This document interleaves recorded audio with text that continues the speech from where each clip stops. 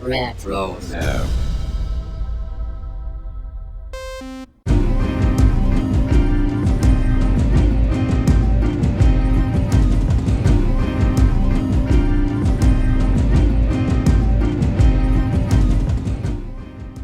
Brews and Blasters proudly presents a very special episode discussing Star Wars The Mandalorian Season 2, Episode 8, Chapter 16, The Rescue.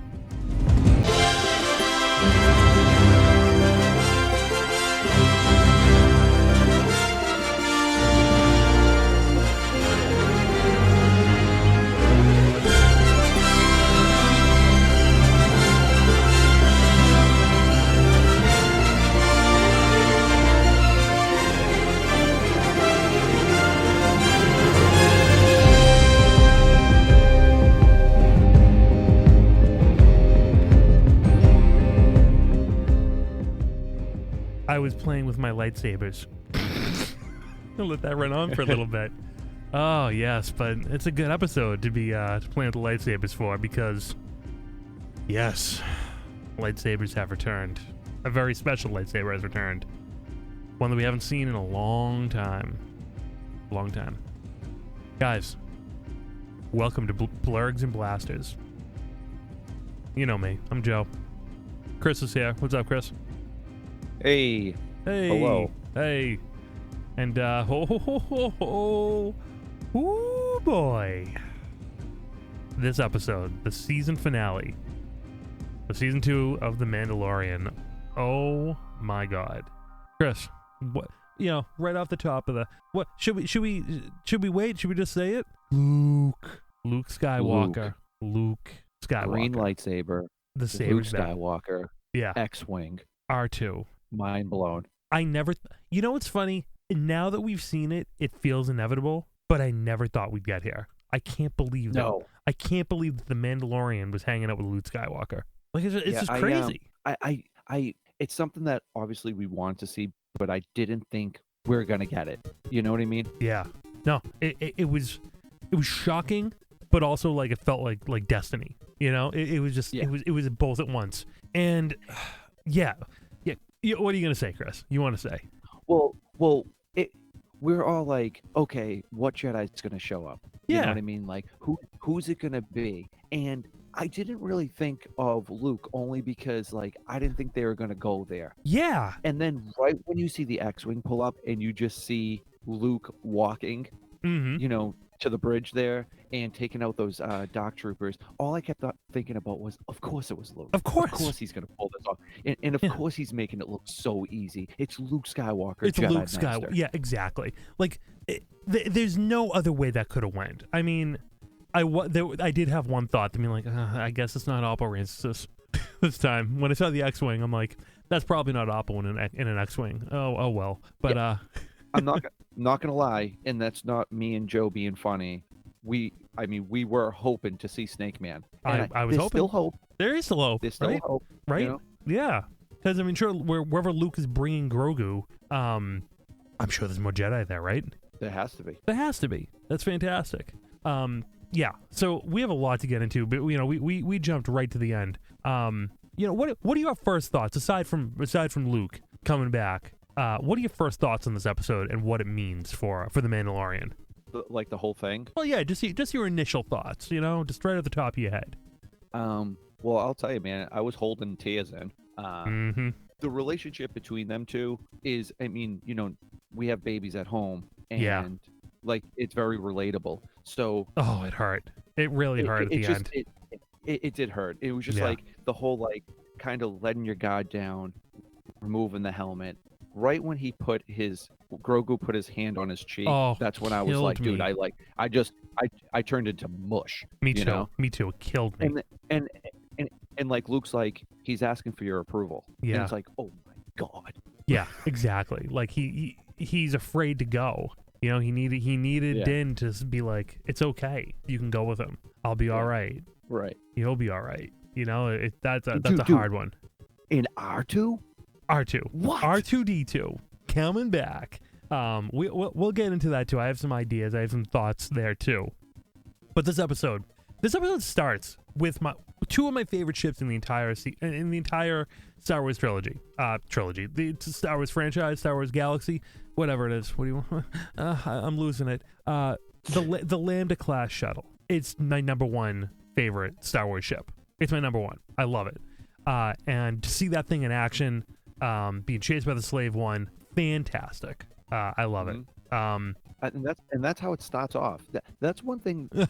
There's multiple things I love about the Mandalorian, but I like how they just kind of jump into things. Yep. You're jumping in. So we don't know what's happened between last episode and them fighting Pershing, but you know they were tracking him. I mean, you got two of the best bounty hunters ever there, plus Cara Dune, plus Fennec Shand. I mean, they're doing work. They're getting the job done. There's not a lot of you don't have to connect the dots too much to realize what happened there. So they found Pershing. Oh yeah. No, go ahead. What are you gonna say? What are you gonna say? Back to you, Chris. No. I was, I was gonna say, because Boba and I keep forgetting her name. Fennec Shand. Yeah. Yeah. They have some business to attend to. But we'll get into that later. We'll get into that later. Yeah. They have. There's more things on the agenda than just helping out the Mandalorian. Yeah. So that was weird. So we find Pershing in the shuttle. He's a clone engineer. That's confirmed. There was a lot of speculation about that, but he is a clone engineer. What a d-bag this pilot of the Lambda class shuttle is, huh? Yeah. He's like, I saw the tear. Talking to Cara Dune. I saw your planet destroyed. I was on the Death Star. I love her reaction to that. Which one? Like, haha, we blew up both of them.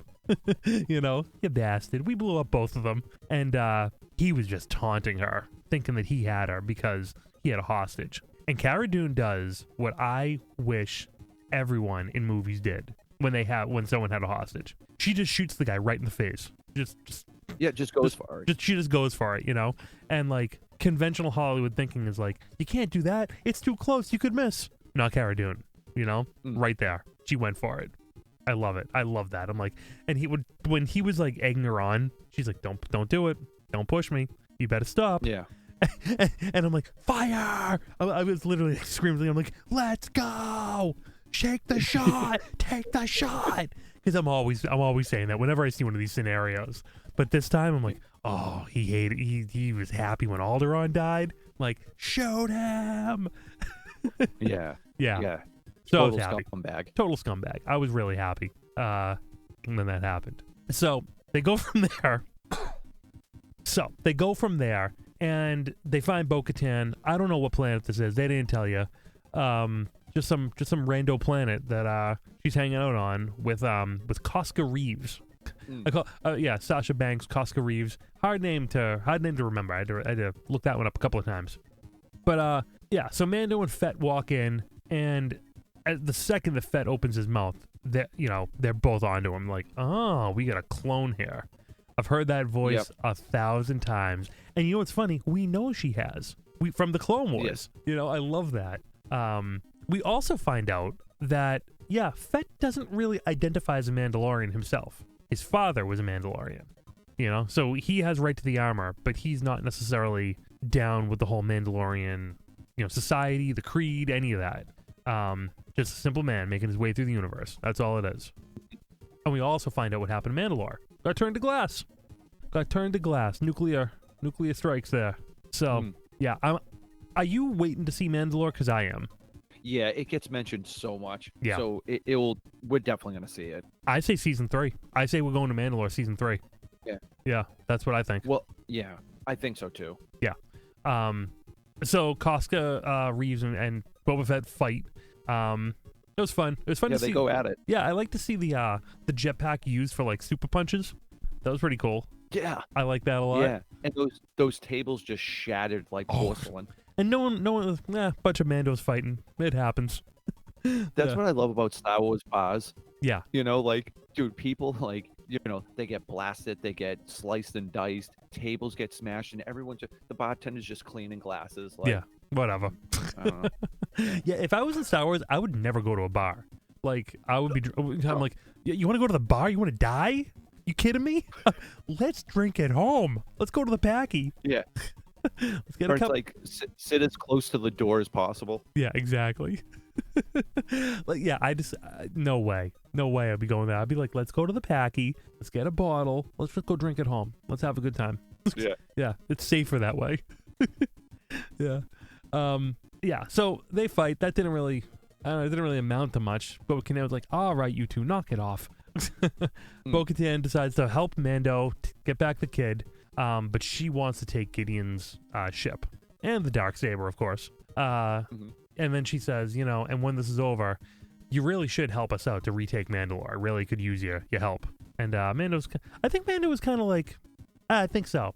He's pretty much convinced at this point, I think. I don't know about you. Yeah. Yeah, I think so. No, I think so too. Like, I think his job of just being a bounty hunter, I'm not going to say is over, but I think he's, extending his job title. Yeah, I don't think he's a bounty hunter anymore. I mean, there's no guild for him. The guild he knew is gone. What's his name? Reef Karga is no longer the guild leader, right? There's no bounty hunting to really speak of at that point. So what is he gonna do? Be an independent? He hasn't been doing it for a while. He's been on this quest with the kid. So I don't know. I don't think in season 3 we're gonna be seeing Mandalorian go back to being a bounty hunter anymore. I think those days are behind him. I mean, I wouldn't mind seeing it here and there for quick cash. Because I like seeing his skill. I'm so curious to see what his next ride's gonna be. Oh, I know, right? I mean, what if he gets one of those cool Mandalorian ships? Right. That'd be cool. Little ears on the side that go down, up and down. I like that. That's one of those vehicles. Like I try not to be a vehicle guy because it takes up too much space. But when the Clone Wars was pumping out action figures and vehicles, that's one that I really wish. Yeah. I picked up, because they, with the whole Death Watch, they made so many. I know. And I mean, my eye was always on the prize of just getting Pre-Vizsla. But I should have picked up the other ones for display purposes because, dude, you can't touch any of that stuff now. It's so expensive. Who knew? Who knew that was the golden age, right?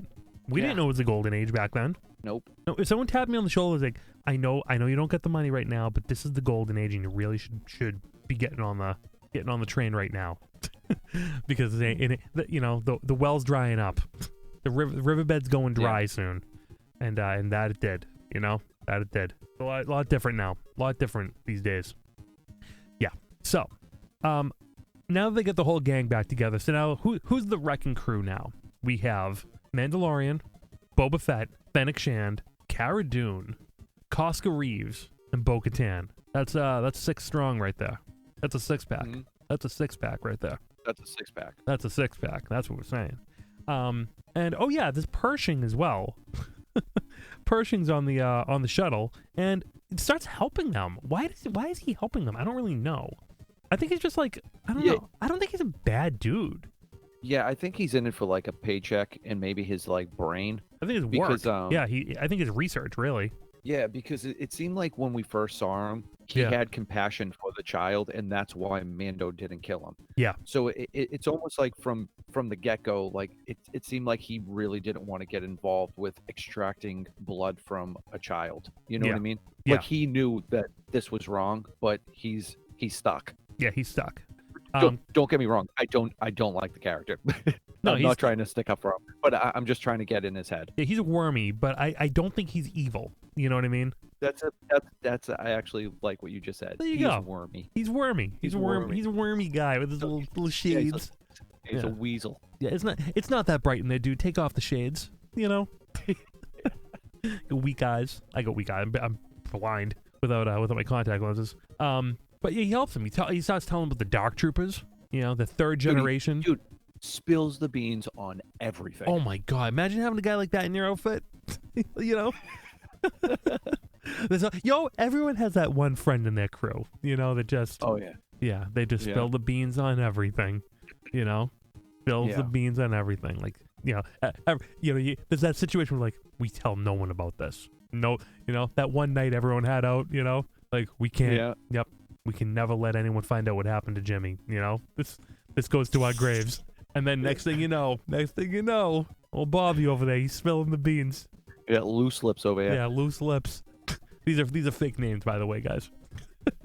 I've actually never met anyone named Jimmy or Bobby. That's not true either. That's not true. So, okay. 3rd generation Dark Troopers. They're pure droid now. I like Pershing's like humans were the one weakness to solve. Like weird, right? For a clone engineer to think that way, or at least to think about it. I don't know. True that. Yeah. And we learned they take a few minutes to charge up because they have a lot of energy. So they're going into the fight, and Bo-Katan declares that Gideon is hers. She needs to fight him in battle to claim the Darksaber. They're setting this up. They're setting up that she needs to claim the Darksaber. She wants to fight him. Pretty clear. They're gonna basically just like raid this light cruiser by just, straight up, going down the launch tube, the TIE Fighter launch tube, right in the center of the cruiser. I love this whole scene right here with the TIE Fighter. That ship is that a ship from the Clone Wars? Because it seemed very similar. Was it Rebels? It might have been more Rebels. But yeah, because Clone Wars, it was a Republic cruiser, and the light cruiser from that they were using is similar. I know I've seen it before. I think it was from Rebels. Maybe some games too. But yeah, definitely Rebels. So yeah, that's kind of what they were. Where that came from. And I just love the TIE Fighters, like that whole scene of them like going down the launch tube and flying out and everything. It was so cool. Reminded me a little bit of Battlestar Galactica, because that's how like the Vipers would deploy. A little bit of Battlestar. We'll get another Battlestar Galactica reference too later on. I think the Dark Troopers look a little bit like Cylons. You ever see the 2004 show, Chris? You ever watch Battlestar? I didn't. I heard great things about it though. Bro. And is Katie in that? Yes. Oh, she is. She's like one of the main characters of the show, and she's fantastic in it. You really should check it out. You really should. I should. Yeah. This is. I have been looking for things to watch, so I'm gonna put it on the radar. Okay. Well, we got some time. We get some time right now. We're doing this right before the day before Christmas Eve. Christmas Eve. That's what it is. And I think after Christmas is done, you should watch it. Yeah. Totally. So guys, on behalf of Brews and Blasters over here, Merry Christmas, Happy New Year. Yeah, Merry Christmas. Apparently it already happened, right? Yeah, Merry Christmas and Happy New Year. Yeah, by the time you guys get this, it'll Christmas will have already passed. And we hope you had a good one. Because this year was whack. It was whack. It was whack. Let us know about the toys that you guys got. Yeah, I want to hear. Brews and Blasters, retrozap.com. I want to hear about all the toys, all the Star Wars, all the things you got. We want to know. Well, I also want to know what you ate. Wait, what'd you have? Yeah. This is true. This is important. These are important things. This is important. We'll talk about that after the finale. Oh yeah. Hey, actually, new podcast Chris and I have been listening to from the Workaholics guys. This is important. Oh my gosh. Such a funny show. We highly recommend it. Highly recommend. Yeah, we both love that show. And like Chris turned me on to it, and I just started listening to it. And I'm like, Chris, this is the first show I've heard that actually kind of sound like us. Like, yeah. Like I don't know if we're channeling them or what, but I mean, it's just 4 friends hanging out talking, and that's what this show is based on. It really is. And, yeah. I mean, they have me laughing in my car by myself. I must look like a crazy person. That's good though. I like to see you like a crazy person, a little wild-eyed. That's good stuff. Okay, so back to the finale. Yeah, back to the finale. You know what's funny? Like after they drop off everyone in the shuttle, Fett just leaves. He just like hits. That's it. He's gone for the season. He goes to hyperspace and drops everyone there. Where is he going? What is he doing? I don't know. I mean, I get it. He couldn't just leave the Slave One there in deep space. He's not about to have a starfighter attack, but that's it for Fett. And they start making their way through a lot of fighting, a lot of beating up stormtroopers. And you find out you get to this scenario with Bo-Katan, Casca Reeves, Cara Dune, and Fennec Shan. Just a 4-woman wrecking crew going through this entire cruiser, just kicking ass and taking names. Yeah, absolute wrecking crew. Wrecking crew. Did you notice that it was just like all women on screen? It was like Mando and 4 women, just taking this. I did not really. I did really not. What a lucky guy. Lucky. Hey, those 4. Yeah, he is. He's a very lucky guy. Yeah, Oof. absolutely. Yeah. Woo. I mean, Yeah, have mercy. That's right. Yeah, I didn't notice that. Like, I was watching this whole battle scene. I'm like, oh wow, that's 4 women kicking ass right there. I didn't like. Yeah. It didn't hit me over the head that I'm watching an all-female wrecking crew. Well into it, and I was like, oh wow, well that's also cool. I guess they're really good characters because it didn't hit me over the head like. Like I don't know. It wasn't forced. And you know what did feel forced? I was thinking back to it like with Avengers Endgame. Do you remember that scene in Avengers Endgame? Yes. Where like Gwyneth Paltrow is like trying to kick Thanos' butt with like a bunch of other characters that like you kind of know, but they weren't like, I don't know. I think these characters were better characters. I didn't believe that Gwyneth Paltrow could kick ass in Avengers Endgame, but I truly believe that every single one of these women in The Mandalorian could kick my ass and pretty much anyone else's. Mine all day long. Yeah. Oh my god. Yeah. I mean, you have Ming-Na Wen, who is like an unbelievable martial artist in real life. And then you have Gina Carano, like legit fighter, like professional fighter. And you have Sasha Banks, like also very physical as a wrestler, and Katie Sackhoff, like unbelievable like actress. If you see her in Battlestar Galactica, like she's very physical. She can fight. She delivers a fantastic performance. You believe it. I believe each of these women in these roles, and it's just so natural because of that. Because characters matter. I just thought that was so cool. It did. And you know what I love too? I love that Cara Dune's gun gets jammed. I like seeing that type of stuff. Reality. What I mean? Yeah, the reality of it. And then she just beats them with the gun. I love that too. Yeah, well, that's why I actually laughed. I was like, this is great. I laughed in a good way, not this is ridiculous. I laughed like, oh yeah, she's going to just, hey, gun don't work? Well, I'm going to use it as like a sledgehammer. Exactly. It's almost like ripping off the guy's leg and beating him with it. It's that sort of, it's that same thing. Or taking your helmet off and beating the guy with it. Yeah. Hey, remember last episode when I think that Mando's gun jammed and he just threw the gun at them? I love that. Yeah. Or if he was, I don't want to call them bullets because they're not, but like, was it out of charges or something? Like, we don't see that. It's always like an endless amount of like blasters, and it's just like when he's like shooting, I think he even looks at it and it's like, what the hell? Yeah. What is this piece of crap? Hey, Death Star droid, did you catch that? Yeah, I love that. Before we get off this too far, did you think Cara Dune was going to die this episode? Because I did. I thought somebody was going to go down. Yeah. When we get into it a little bit later, because we'll just talk about later. I don't want to keep jumping around, but yes, I did. I honestly thought we were going to lose somebody, and I'm thrilled that we didn't. I know. They need all the characters they can get for all the series they're lining up. To be honest with you, but when her gun was jammed, I was like, oh damn, this is the beginning of the end for her. But yeah, no, she survived. Yeah. So the Dark Troopers, they got all juiced up and they started making their way out of their facility, and Mando catches them just in time to lock them up. And one gets out, and he has a brutal fight with this one Dark Trooper, which is, man, these things. If they make a hot toy or a sideshow figure of this, I'm getting it first, easily. Got to get this thing. Yeah. What a cool robot. Dude, when that thing was super punching his face, I was like, oh my god, like over and over again.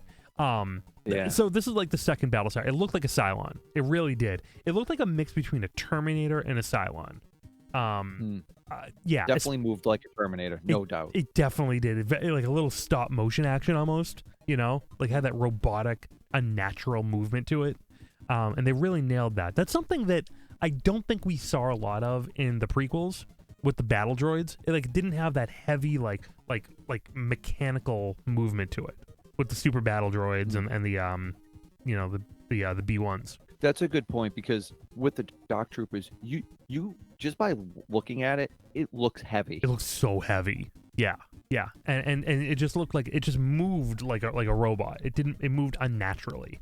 And you get much more fluid, light movements from the prequel droids. And maybe they were like better made droids, or maybe they just a different design. But I really liked the unnatural like feeling you got from the Dark Trooper, because like when it was punching, it was like a jackhammer, just like a piston moving. You know, like a power driver. Yeah, exactly. You know what's great though? The helmet held up. That Beskar, man. I gotta get some Beskar. I thought like the inner visor, I thought that was gonna break or something. Yeah. I thought that the helmet was gonna break, and like, oh, he got no helmet now, so what is he gonna do? We're gonna have to show his face after all, you know? But no, that thing. Yeah, that stuff is like indestructible. It didn't even dent. No, it didn't even dent. How did Boba Fett's helmet get dented? I don't think it's pure Beskar. Oh. Yeah. I don't. Because it's not Jango's helmet. It's not Jango's. It's not Jango's. See what's happening here? Yeah. We're connecting dots here. We're putting two to go together. Yeah. We're putting the fingers. We're putting the fingers in the trap right there. We're lining it up. What just happened? No, that was a really good point, because it was something I didn't think about until just now. No, it's all hitting me right now. You know, coming at me in waves. That's it. So, did you notice the other part where the Dark Trooper really looked like Terminator when Mando put the flamethrower and the thing just like lit up? I'm like, yeah, that looked so much like the exoskeleton of a Terminator for sure. Yeah. So he finally beats it with the Beskar spear. Also, some great spear action. I didn't think Mando was gonna be like a spear guy, but he's great with that spear. Yeah, he was. He launched. Pulled that off. Yeah, launches out the other Dark Troopers out into space. I knew they were coming back though. I didn't think that was the end of them. Like, they're robots, you know. Yeah, that was. That would have been too easy. Yeah. And there was just so much hype on them. I didn't think they were going to just be like, and they're gone. I know. I mean, after all, they are droids, so they're not going to die in space. No, exactly. We found that out from Rogue One. Yeah. So the crew makes their way to the bridge. Moff Gideon's not there, but Mando finds Gideon with Grogu with a Darksaber above his head, and he admits he took the Darksaber from Bo-Katan. So she lost it to him already. That's what we find out. Gideon also says, "Assume that I know everything." How? How does he know everything? How is he learning this stuff? I keep on trying to figure it out. It's like, is there a mole somewhere? Like someone feeding him information? I don't think so. Who would be doing that, right? Cara Dune? Nah. I don't know. No, I just think he's another Imperial officer, Moff, that is just over the top, full of himself. He's just getting such good information. How do you find out Mando's name? Like, it's nuts, the stuff he knows. Yeah, I mean, it seems like, I don't know, he just has, like, too much information. Yeah, a little too much. And I'm going to throw a theory at you. I'm not going to lie to you. I'm not going to lie. I didn't think for 1 second that there could be a mole. Yeah. I didn't. And now you kind of have that, going all over my brain. I planted that seed. Hey, I'm going to throw something at you, too, and get ready for it, okay? I think he can use the dark side. I think he can read minds. I think he can use the dark side. Oh. So you think he's like a force user? I think he is. I think he Palpatined this whole situation with him like in cuffs and stuff like that. But I do. I think that's how he knows about Grogu's like abilities and why they're so important. I think this guy hides his dark side abilities a bit, but I think that it would make him a really good ISB agent if he was able to kind of use the Force to learn things, right? Yeah. But he clearly knows more. How can he track him so well? Like no one else can. I don't know. It just seems like something unnatural, and I think that the dark side might be at work. Or maybe he knows someone using the dark side, and he's getting his information from someone else. Yeah. You know. Or like you said, there's a mole. Yeah. Or there's a mole. I don't think there could be though. Who would be the mole? Exactly. Grief Karga? Nah. No, and I don't. It definitely wouldn't be Cara Dune. No. And it's definitely not the what are they night owls? Bo-Katan. Yeah. Yeah, the night owls. Yeah. Yeah, I don't, and it definitely wouldn't be them because they hate him. So, I mean, it would be interesting if there was a mole, but I mean, who the hell would it be? Nah. And plus, like, I don't want it to be a character that I love, because then you're like, oh, that's a bummer. Yeah, exactly. Exactly. It would have been someone from the beginning of the series because this guy has been dead on with all his information from the start. So I just don't think that's happening. So Gideon gives this whole ruse that he's like, I just wanted to study Grogu's blood. I just, you can have him. I see the attachment you guys have. We'll go our separate ways. I'll keep the saber. You take the child, and we're fine. We're good here. Did you believe him when he set that all up? No. Neither did I. Yeah. Oh, I got what I wanted. I already got the blood. Man, he sells it though. He was very convincing. I thought. I think Giancarlo Esposito's performance was so good in this episode. So good. Yeah, he's a good actor. He's another dude that's been in the game for a very long time. I watched it a second time, and like all I was pulling out of Moff Gideon was Palpatine. He just felt so Palpatine-like the way he was talking the entire time. It just felt like it just felt so Palpatine, but without like the evil voice. It's like we'll just go our the way he just was so snaky, and not the good way, not in the oppo way. Right. I mean, he convinced Mando. Mando pretty much believed him. I think he went to go grab the kid, and he grabbed Grogu, and then all of a sudden he gets whacked across the back with the Darksaber. Yeah. Great fight too between the two. Yeah, that was a good one. That was like one of those. You get like nervous because you don't know like how things are gonna go down. Yeah. You know what I mean? But at the same time, you're like, it's the Mando. So Din's got this. It'll be all right. Spares his life to bring him to Bo-Katan, and he claimed the Darksaber unwillingly. And I love Gideon just seeing 2 steps ahead here. He's like, oh, you spare my life. This should be interesting. Like, he's just enjoying the evil that he's setting up here, even by losing. Yeah. He's that guy. He's that kid, like in the playground. Yeah. Like that has an angle because he wants to see two other people fight. Exactly. You know what I mean? Yeah. He's like Nelson Muntz from The Simpsons. Yes. Yeah. No matter what, you're just sitting there going, ha ha, every time like something bad happens to them. Oh no. Oh no, you can't. You gotta fight for that now. Yeah, that's not the way it works, dumb. I love how it means nothing to Din. Like he was like, I yield. Take it. Yeah, I don't care. Yeah. I mean, he's just a man of his word. She wanted the Darksaber. He wants to give it to her. Yeah. Now, in Rebels, doesn't Sabine give it to Bo-Katan? They did not fight. Yes, that happened. And people can't wrap their minds around this on the internet. They can't figure this one out. They're like, but this happened. So why can this happen? That's stupid. No. Again, people don't understand a progression here. Okay? This is a linear story. Something happened in the past. Something is not going to happen again. Why did that happen? Why is this happening? Not that it's wrong. Why? Think about it. Let's think about this. And I don't have the answers here. But all I know is that Sabine gave Bo-Katan the Darksaber in front of a whole bunch of Mandalorian families. And she took it to rule, right? Yeah. So what Gideon was saying is that, no, she can't just take it freely now. This is in the future since then. It would make her a pretender to the throne. How does Gideon know that? How does Gideon say that? Right. Because it already happened. I think that Moff Gideon was able to take it in combat from Bo-Katan because she didn't have Mando as a supporter. That there must have been factions that thought that she was a pretender because she did not win it in battle. And that was that.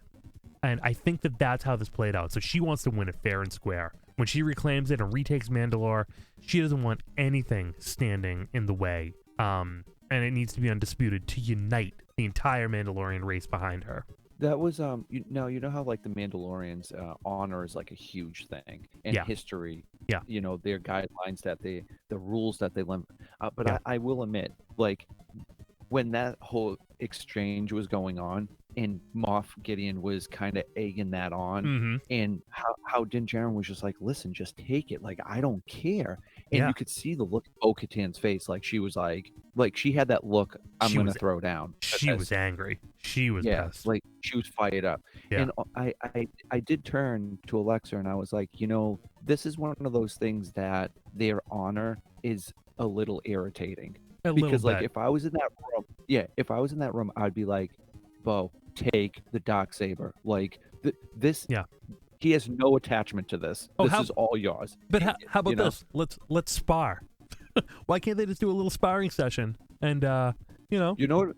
Imagine if Mando just like sliced off Gideon's like head and just been like, okay, he's out of the picture. Yeah, let's go. Now take it. Yeah. You know? What if Mando and Bo-Katan just sparred and she got the chance to beat him fair and square, but not kill him? How about that? That works. Yeah. That works. Like, why can't they just do a little fight? Little fighty fight. Yeah, kind of like what they did in the Jedi Temple with the Jedi Temple gods. Like that was like sparring. You know, like there was no no one was gonna get killed. Yeah, exactly. Like beat me. Let's fight, but let's not maim each other.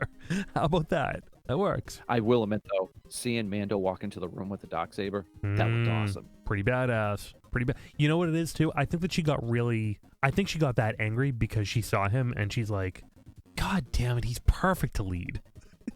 He's perfect. He looks great with it. Yeah. Like he probably is. He's so pure of heart, and he would be a perfect leader for all Mandalorians. And the bummer is for Din. Like he just thought he was doing the right thing. He was just like, no, I brought you Moff Gideon. What do you mean? Oh, here's the Darksaber. You can have that too. And she's like, no, wait, no. Yeah. I also think I think that there's gonna be sparks. I think there's a romance building between them too. I think she likes him. I do. I think there's I think there's chemistry there. That would be interesting. I keep wondering if I don't know. I think too much time has passed. Like when they went to that like little village and that girl was like all about Mando without even knowing what he looked like. Yeah. Like is that like the retirement plan? That might be the retirement plan. Yeah. Yeah. Like when this is all said and done, he's like, I'm gonna go back there and like plant some corn. They were good there. It was nice. It was relaxing. Make some spotchka. That's what they were doing over there. Right. Yeah. The other thing too, I heard this on Star Wars 7x7. There's another Vizsla running around in this time period who may want to lay claim to the Darksaber. Paz Vizsla, the heavy Mando. The heavy Mando, yeah. Yeah. Because there's no confirmed death on those. Actually, any of those guys. What happened to that covert? Right? We don't really know. And hopefully, I think we're gonna catch up with the whole Mandalorian society storyline in season 3 because that kind of got left off. Which is going to be really interesting because I think Din has a different outlook on taking his helmet off now. So that's going to be interesting. Yeah, they're not. What was it called again? The children of the Watch. That was it. He's no longer a child of the Watch. That's very interesting. All right, so the Dark Troopers arrive. They come back from space. Interrupting our little Darksaber discussion here, and they come back, and Gideon is just he's so Palpatine here. He's like, you know much for him. He's a Sith Lord, like that sort of stuff. You're about to face off against Dark Troopers. You're all gonna die, ha ha ha ha, except for me and the child. So arrogant. After a valiant battle, you're dying. Everyone's gonna die in this room except for me. Yeah, it's like, dude, shut up. Shut up.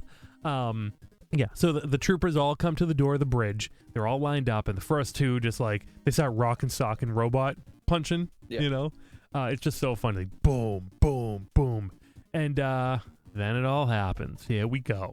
The X-wing. It goes by too fast to see. I looked to see if R2, you could see R2 from the X-wing. Went by too fast to the naked eye. Maybe if you pause it, I don't know. And did you at all think it was the two X-wing? It was one of the X-wing pilots we saw earlier in the season, Captain Carson. I thought for a split second I was like, okay, it's just like the rebellion like showing up. Yeah. But then it was like single X-wing, and your mind starts working fast. Yeah, and it really does. Yeah, I was like, I think Grogu connected with somebody, I think we know who this somebody is. Yeah, I like the first time I saw it, I go, it's Luke, and then I go, I'm not gonna say I'm so used to Star Wars disappointing me, but I am used to Star Wars not taking the big swings. I'm used to Star Wars being like, oh, that character, we're not gonna bring in that character. We have to hold this off. We have to hold off this. We're not ever gonna do that. I'm so used to that crappy mentality. And all bets are off now. I will admit, I was right there with you, only because like you see the X-wing and then you see, him walking, and the whole time I'm going, Luke? Is that Luke? It's Luke. I think everyone was. Yeah. No. Yeah. Is that Luke? No. No. Wait. And then you see the green lightsaber, and you're like, dude, this is Luke Skywalker. It's Luke Skywalker. I'm like, but it could be another green lightsaber. And then you see the glove. Like they revealed this so well. They really did. They really, because you see the X-wing, you're like, is it him? The green saber. It got to be him, right? It got to be him. And then you see like a belt and like, oh my god. It's and then you see the glove, and you see at this point you see Gideon looking scared as he sees this. You see this dude just ripping through these dark troopers on the video screens. You know. I love the comparison that everyone's doing with Vader in Rogue One, the hallway scene, and Luke with the hallway scene with the Dark Troopers. I really love what the people are doing with that. So Gideon gets scared and he grabs a gun and he tries to kill Bo-Katan and the child. He takes a shot at Bo-Katan, knocks her down. Yeah. Now that was one of those moments that you don't see Bo-Katan right away. Yeah. And I'm like, dead? Did they just kill Bo-Katan? Mm-hmm. And then I thought to myself, like, nah, they're not going to do that. Beskar, man. It's good stuff. And then Mando jumped in front of the blast for the child too, like ready to die. Yeah. For him, yeah. Meanwhile, you know what part got me too? I'm like, it's definitely Luke. Grogu has his hand on the screen. You know, it's like, he's come, he's here. You know, he's like, you could tell he's all excited. Yeah, and then you get the Rogue One hallway scene, but this time from Luke's perspective. You know, Luke doing it, like father, like son. I noticed something.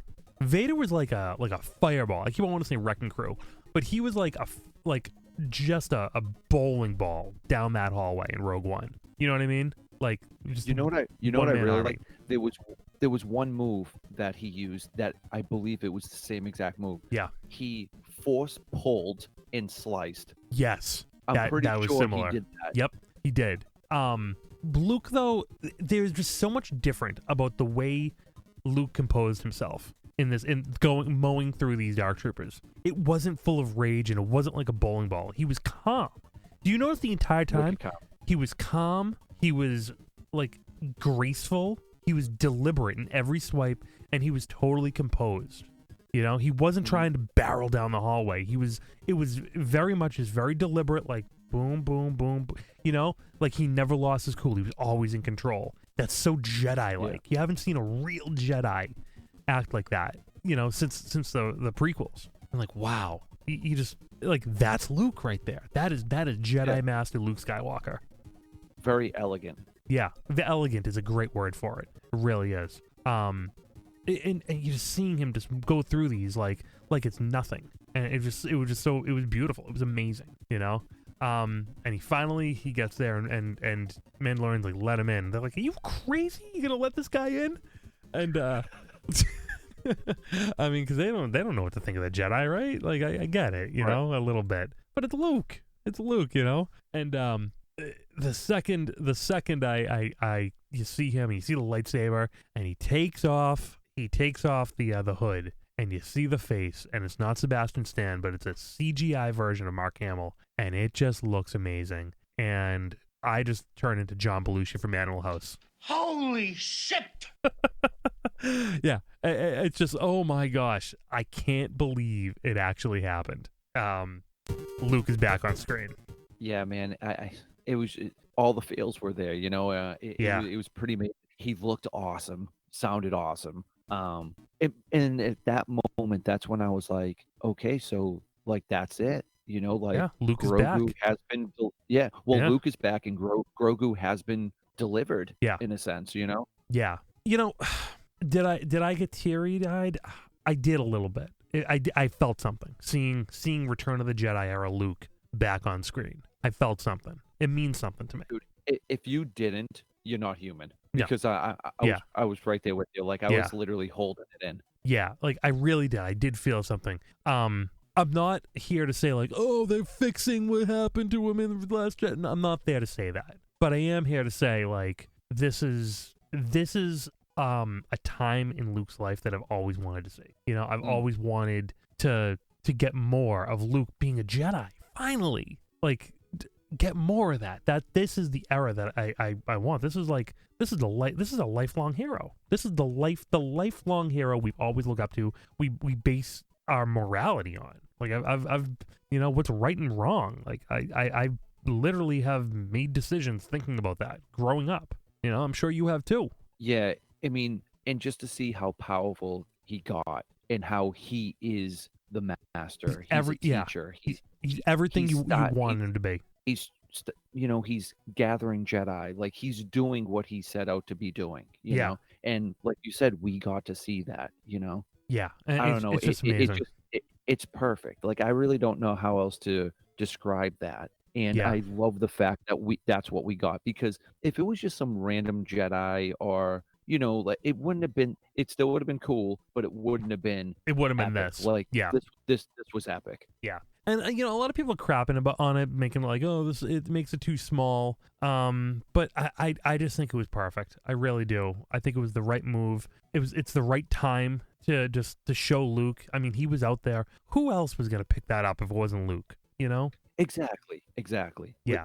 That's why it's destiny. And I'm happy I was thrilled that it was him, Yeah. And it's pretty amazing that Grogu is with Luke Skywalker now. How did Mark Hamill deliver in a performance? Like, he sounded just like he did in Return of the Jedi. It's unbelievable. It's truly unbelievable. I love the CGI. I don't think I want the CGI again if we see Luke more, I think we do need to go with a real person moving forward. What do you think? I'll tell you, man. Like, when we all knew it was Luke, I was waiting to see if it was going to be Sebastian Stan. Me too. Because people have been talking about this Photoshop in his face on Luke for years. I was going to say at least 2 years now. Oh, way more than that. Way more than that. If dude, he can pass as it like if they were related. Yeah. Like, it's actually scary. For sure. How much they look the same. Yeah. So if they go ahead and do that and use him, it's gonna look good. It's gonna look great. Maybe if they need to tweak like a little something here. Yeah, let him do it. The kid that actually, did you see? Yeah. Because he has similarities as well. He does. He have different similarities, but yes, I get it. I have never saw this guy before. Never met, heard his name. Nothing. Nope. Do you think it was just like one of those casting things? Like, let's get somebody very close to young Hamill that could wield a lightsaber. Like, okay, kid, you got the job. Yeah, it must be something like that. I don't know what it was. I mean, all he had to really do was stand there. Whoever was doing the lightsaber, it could have been anyone. Now, I don't know if I read this right. Did they say Mark Hamill was, when they're in the room talking? Is that Mark Hamill? That's Mark Hamill's voice. No, but body. No, that's not his body. It wasn't? Okay. No. Because I thought, I could have sworn I read that kid performed the lightsaber scenes and Mark Hamill was in the room with them. Oh, really? I mean, that wasn't Mark Hamill's face they used. The actual face they put the CGI on was that kid. Yeah, they did the same thing like in Guardians of the Galaxy with Kurt Russell. Yep. Like at the very beginning, and you're just like, dude, how does this guy look like he's like 28 again? Yeah, but they actually used Kurt Russell's face for that. They didn't use Mark Hamill's face to de-age him. You know what I mean? They used a different kid and then put Mark Hamill's young face on that kid, like they did with Tarkin. More like what they did with Tarkin. Like Tarkin was Guy Henry. Leia. Yeah, and Leia. Yeah, in Rogue One. Yeah, that's sort of what they did. So did they composite it like with that kid's face and then Mark Hamill standing there? I don't know. That body looked really young. It didn't look like a guy in his 60s, if you know what I mean. Yeah, no, I hear you. Yeah. Maybe he was on set though. Maybe, I mean, he delivered the lines. So yeah, it was pretty amazing. We'll have to look into that more. But you know what scene got me? But yeah, what are you gonna say? No. Yeah. Go ahead. Because I think we're both going to talk about the same thing. What really got me worked up, what really got the tears going, was Grogu's hand kind of going like, I want to see your face. Let me look on you just once with my own eyes. Return of the Jedi. You know? Like, that's what I got from this. And it was just like, Luke must have been like, did this a couple of years ago with my dad. You know? Right. And Grogu, give him time. Everybody, give him a few moments. Give him time. Give him time. The helmet coming off. Want to see you with my own eye. I did this. It's all good. All good. And that scene just tears me up. You know, like as a father. Yeah, kills you. And Grogu's hand touches his face, and all I could think of was like, you know, like Han to Kylo Ren. You know, before he died, or Vader to Luke.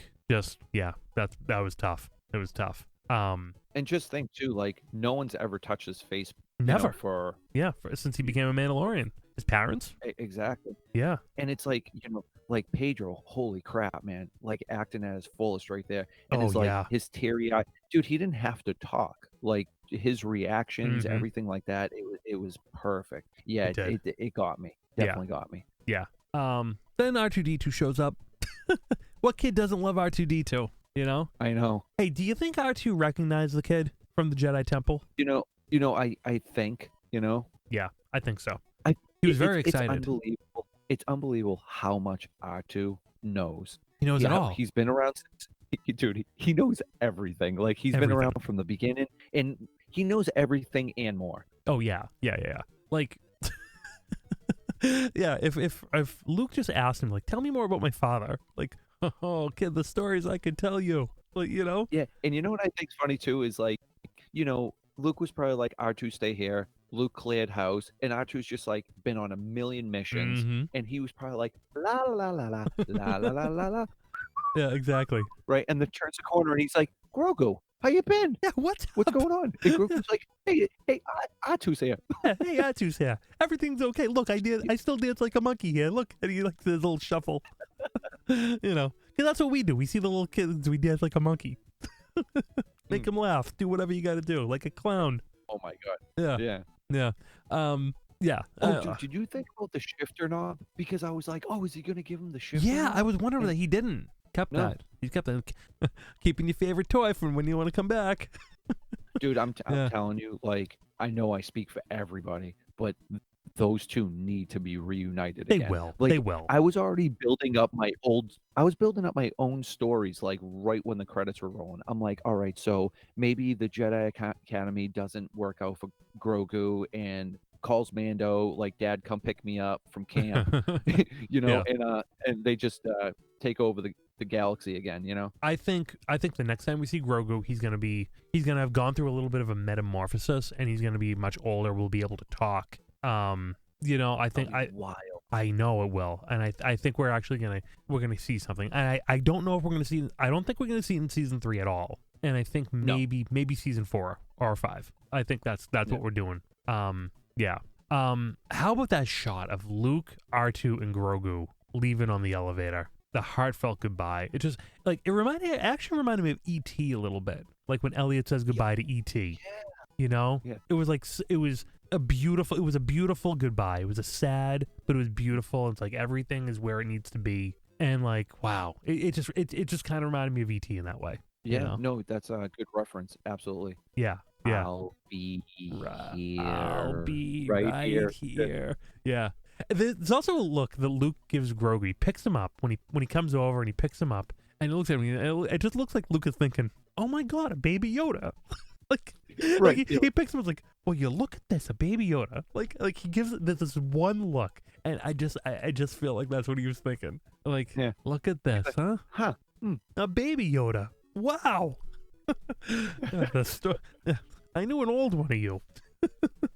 Yeah, it's funny, huh? A baby Yoda, but he's already older than all of us. Exactly. Yeah, in a series almost entirely composed of middle-aged people. The Mandalorian is all middle-aged characters. They're all in their 40s and 50s. It's crazy. Grogu's the oldest one. Yeah. Seriously, name a character in the Mandalorian that's under 40. Like that one bounty hunter kid. That was about it from season 1. Oh, right, yeah. Yeah. Good point. Yeah. Good point, man. Yeah. Now you got me thinking. Maybe Cara Dune. I think Cara Dune might be like 38, something like that. Oh, true. Yeah. Yeah. She's probably the youngest. Yeah. But like they're all middle-aged actors. They're all middle. Like it's really interesting. I don't think anyone's really noticed that yet. But yeah, this is an adult Star Wars show. Yeah. And I got no problems with that. Dude, yeah. I'm telling you, it was just perfect. It was. I watched it twice. I do want to see it again. Yeah. It's just so damn good. Like Luke Skywalker, R2D2, like, and then like Boba Fett. We didn't even get there yet. Yeah. Oh, you know what was funny? Oh man, I can't take full credit for this because I wasn't thinking of it only because like I was going through like an emotional roller coaster at that point. I know. But I could have sworn somebody said like, dude, imagine if Boba Fett was in that room, like, and him and Luke saw each other, and they're like, hey, so listen, you killed one of my good friends, and I tried getting one in on you, but water under the bridge. You know. Yeah, exactly. Yeah, that's the one. From a writing standpoint, that's why Boba Fett had to leave, because if Boba Fett was standing on that bridge, it wouldn't have worked out well. Yeah. Like, this didn't. Yeah, you know, that wasn't good during Empire Strikes Back. You and I, we have issues. We got to talk. Yeah. Yeah. So, but wait, there's more. Did you know this was happening before you watched the episode? No. Oh, no. Yeah, wait. Neither did I. I did not. All I knew is because I had to wait. Oh, by the way, everyone that's listening, Joe and Bill from Dork Later had me rolling throughout the day, because unfortunately I couldn't watch it early. Yeah, I watched it early. Bill watched it in the morning, didn't say a thing. Yeah. Joe, I stuck to my guns. Mm-hmm. I stayed off of social media. Yeah. No one ruined this for me. All you have to do, guys, if you're nervous about something, stay off of social. Stay off the internet. Block it out. Yeah. Stay off the internet. So all day, these two guys are like, dude, stop what you're doing. Go watch it. Yeah. And we say that about Mando all the time, but this one was like all caps all day. I was like, yeah, literally. I don't care what you're doing. There is literally nothing that matters more than you watching this episode. And frankly, I think that was accurate. No, true, very true. But I was like, I'm gonna get home from work. I'm gonna take a shower. I'm, get in my comfy clothes, and I'm gonna watch this. Yeah. And it was funny because I was just about to go in the shower. I was getting out of the shower, and you're like, Chris, did you watch it? And I'm like, I'm taking a shower. You're like, what did I tell you?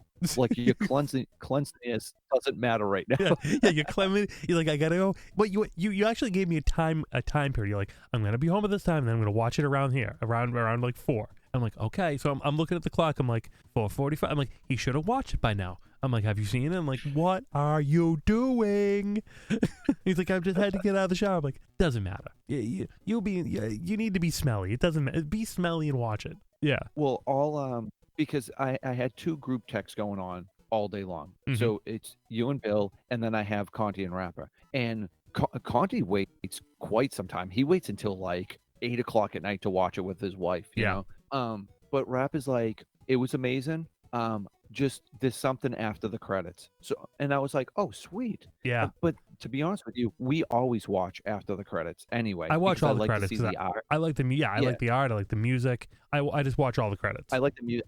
I like seeing the people involved. Me honestly. too. I'd like to just see how many people we familiar names and stuff. Yeah. But yeah. So all right, sorry, that was long and dragged out. I don't even know what we're talking about. We were talking about. Did you know that there was gonna be something at the end? Because I didn't. Nope. Yeah. I knew nothing. All I knew is that there was something after the credits. Well, I did not know that. And what happened, dude? Wow, did I not see that coming? Yeah. So we see Tatooine.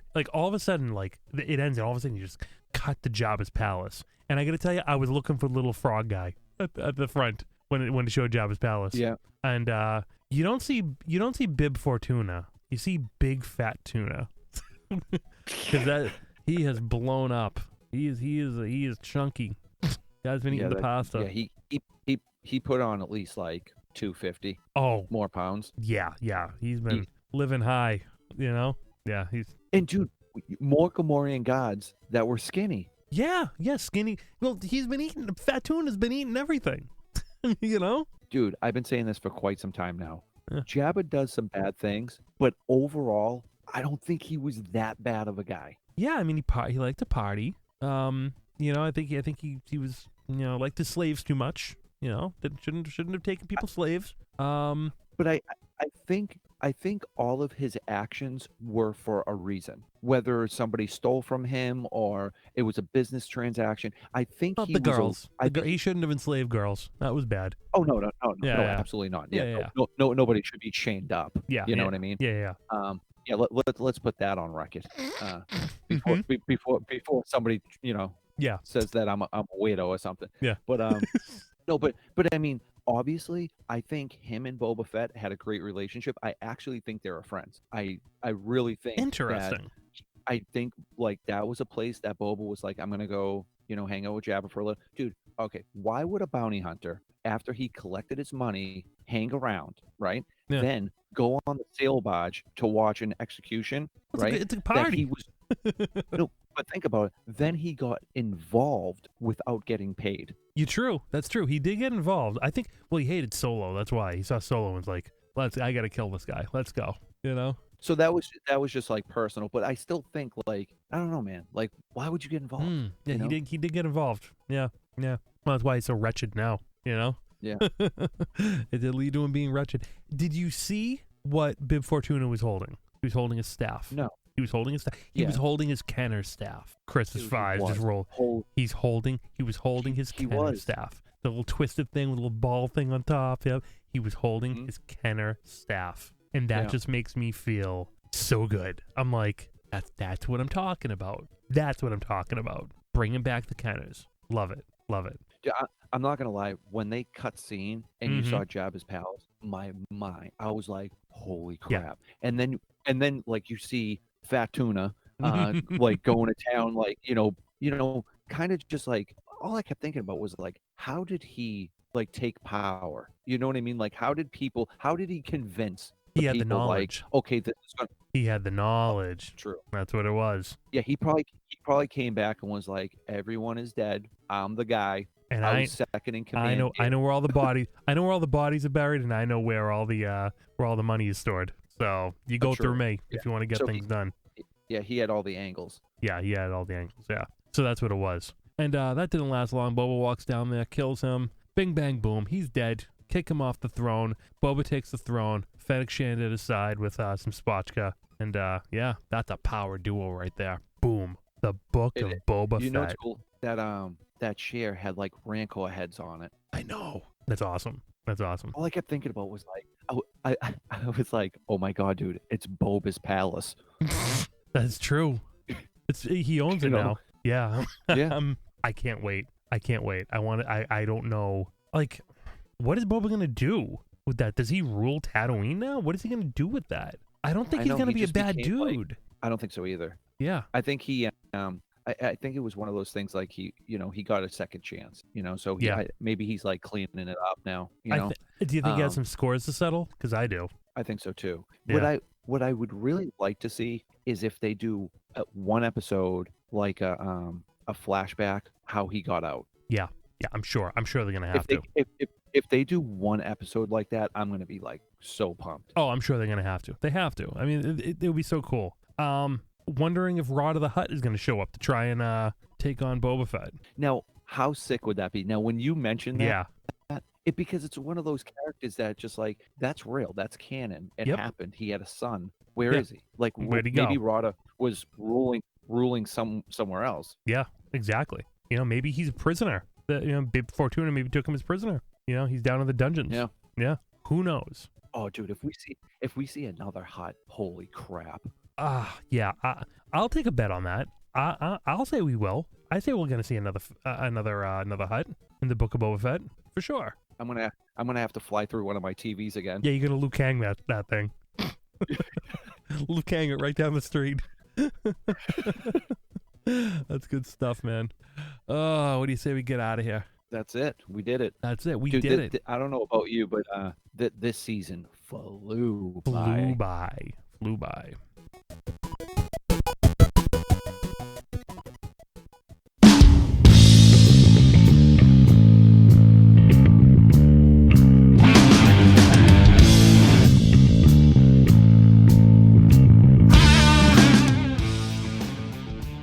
Wowie. What a season, huh, Chris? Dude, unbelievable. We're talking before we started recording of like how amazing it is that every single episode was great. Better. Yeah, it was great. Better than the next. And it did fly by. Flew by. Yeah. I mean, it just feels like we were out on Tatooine fighting the great dragon, and now we're here with Luke Skywalker taking the child. Like, unreal, right? It's nuts. Yeah, seriously. And now we have to wait another whole year I know. For season 3. Well, guys, this is our last episode for this year 2020. It sucked ass. It was a sucky year. I don't know anyone. I don't know anyone who had a good 2020. It was brutal. So, what's the future hold, right? I mean, Chris and I will be back until we get vaccinated. We'll be doing some shows here and there, and then we're looking to get vaccinated ASAP in 2021, and then game on, and then we go back to the studio, and then it's gonna be let the good times roll. And it looks like Bad Batch is around the corner. I think that's the next thing that we're gonna get. So I think so too. I think summer 2021 we'll be watching the Bad Batch, and yeah, I mean we're talking whistle, we're talking beer, we're talking Carolina wings, Yeah, I mean it's all gonna be happening. Yeah, and you guys are gonna be there right with us. So let's all just hang in there, stay safe. We're in the home stretch, and it's gonna be one hell of a 2021 and a 22 and a 23. We have so much Star Wars on the way like never before. We'll never have anything. Well, we'll never be short of things to talk about. That's for sure.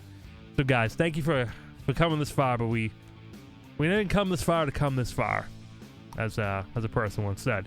So, something, we have a lot of good things to do. So I'm real excited. Chris, you get 10 seconds. What do you think? More Mando. More Mando. Okay. That's thanks, Chris.